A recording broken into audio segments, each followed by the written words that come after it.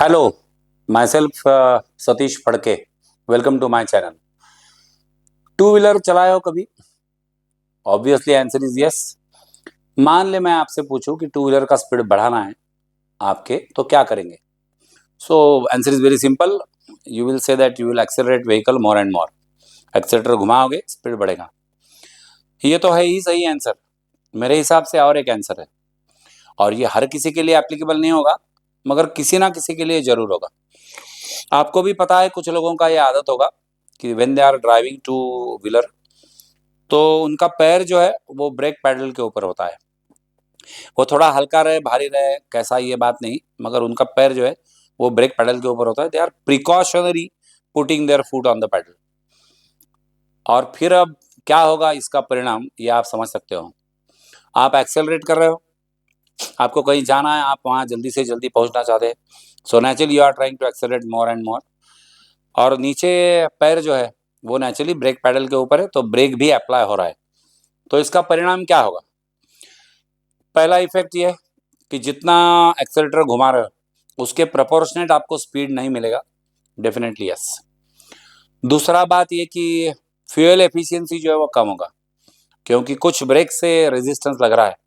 तो नेचुरली जितना एक्सेलरेट कर रहे हो उतना स्पीड नहीं पकड़ पा रही गाड़ी, और रेजिस्टेंस ज़्यादा होने के कारण शायद फ्यूल एफिशिएंसी यानी एवरेज ये कम आएगा। मान लें नॉर्मली आपकी गाड़ी का एवरेज 60 है, 60 किलोमीटर पर लीटर, तो हो सकता है वो 50 हो, 40 हो, पता नहीं मुझे।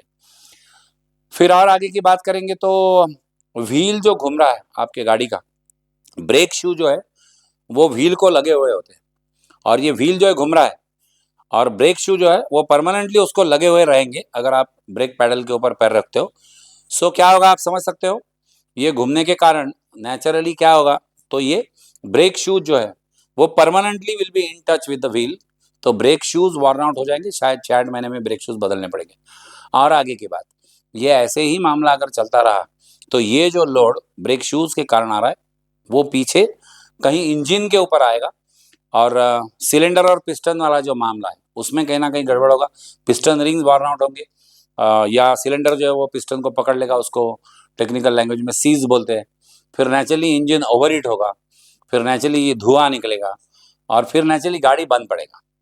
गाड़ी बंद पड़ेगा, इसको बोलते हैं ब्रेकडाउन, मैकेनिकल ब्रेकडाउन। अब रहा सवाल कि ये हम क्यों डिस्कस कर रहे हैं। I am not trying to tell you how you will drive your vehicle. I am not at all trying to teach you automobile engineering और मैकेनिकल इंजीनियरिंग। मेरा सिंपल सवाल है कि हम गाड़ी की बात कर रहे हैं। अगर गाड़ी के बजाय मैं एक लफ्ज खाली बदल दूं कि ये गाड़ी की नहीं, ये बॉडी की बात चल रही है, तो फिर क्या होगा? बॉडी की बात चल रही है मतलब नेचुरली अपने लाइफ का चल रहा है, लाइफ का मतलब अपने जिंदगी का। जिंदगी में भी तुम्हारे कुछ लक्ष्य है जहां तुम बहुत जल्दी पहुंचना चाहते हो, और इसलिए you are trying to accelerate more and more, you are working hard and hard and harder. मगर पता नहीं उतना स्पीड नहीं पकड़ पा रहे हो, क्योंकि शायद गलती वही हो रही है। आपका पैर जो है वो नीचे कहीं ना कहीं किसी ब्रेक के ऊपर या ब्रेक पैडल के ऊपर अगर है, तो नेचुरली वो कहीं ना कहीं रेजिस्टेंस आपको दे रहा है। So naturally you are not able to catch that much efficiency. और वर्किंग एफिशिएंसी एफिशिएंसी जो है आपका वो नेचुरली कम होने वाला है। अब ये अगर हो रहा है, एग्जाम्पल के तौर पे मैं और एक बात बता दूं कि मान ले दो बंदे हैं, उनका इंटेलिजेंस सेम है। इंटेलिजेंस सेम है और उनको सेम टाइम दिया, मान ले 4 घंटे। तो जिनका इंटेलिजेंस सेम है और 4 4 घंटे ही दोनों को दिया कोई एक काम करने के लिए, मान ले वो पढ़ने का काम हो, तो वो 4 घंटे में कितना पढ़ेंगे या कितना समझ पाएंगे? अगर इंटेलिजेंस सेम है, टाइम सेम है, तो परिणाम या इफेक्ट जो है वो सेम ऑलमोस्ट मिलना चाहिए।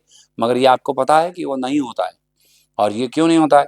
लॉजिकल तो सब बैरियर्स मैंने हटा दिए, because intelligence is same, time given is same, material what they are working upon is same. ये इसलिए हो रहा है कि उसमें से कोई ना कोई एक बंदा ऐसा है जिसने ब्रेक के ऊपर जो है, ब्रेक पैडल के ऊपर जो है वो पैर रखा है, and then he is trying to work hard and hard and harder.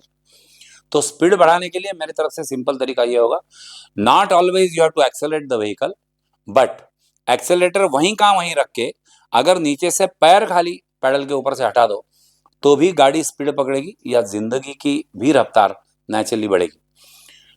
अब आगे अगर हम सोचते हैं कि गाड़ी की बात है, तो ब्रेक पैडल कहाँ है ये समझना बड़ा आसान है, तो उसका मैनेजमेंट जो है वो भी काफी आसान है. You know here is the brake pedal, you are by mistake keeping your foot on the pedal, so just remove it and that's all. जिंदगी में आपका ब्रेक पैडल कहाँ है ये आपको पता है? दूसरी बात, गाड़ी में एक ही ब्रेक पैडल होता है. जिंदगी में कितने ब्रेक पैडल्स है? Can't say, and I think this will vary from model to model, है ना. हर किसी की जिंदगी में कितने ब्रेक पैडल्स है ये नहीं पता, नंबर्स विल वेरी. और फिर ये बात है तो ये ब्रेक पैडल जो है वो आइडेंटिफाई करना पड़ेगा पहले, और फिर नेचुरली एग्जीक्यूट करना पड़ेगा कि इसके ऊपर से हम हमारा पैर हटाएं. Are you getting my point? ये ब्रेक पैडल्स की वजह से, और ब्रेक पैडल्स बोल रहा हूं मैं, that is not in singular, ये ब्रेक पैडल्स की वजह से साइमल्टेनियसली कितने ब्रेक पैडल आपके दब रहे, and then you are trying to claim you have set goals in your life, you are working for that, बहुत ज्यादा काम कर रहे हो, you are not lazy and inactive, everything okay, but even then you are not getting the due results और expected results in the life. Why? Because these many pedals are creating the resistance between you and your success, you and your goal, you and your dream. And if that is the case, क्या मैं आपसे गुजारिश कर सकता हूं कि try to identify the brake pedals in your life. बेहतर होगा कि you will try to identify brake pedals on your own. और अगर आप ये अपने जिंदगी के ब्रेक पैडल्स नहीं आइडेंटिफाई कर सकते तो हो सकता है हम आपकी कुछ हेल्प करें उसमें. देखते रहिए इसी चैनल के ऊपर, कभी ना कभी फिर बात करेंगे. फिलहाल आज के लिए रुकता हूं. धन्यवाद.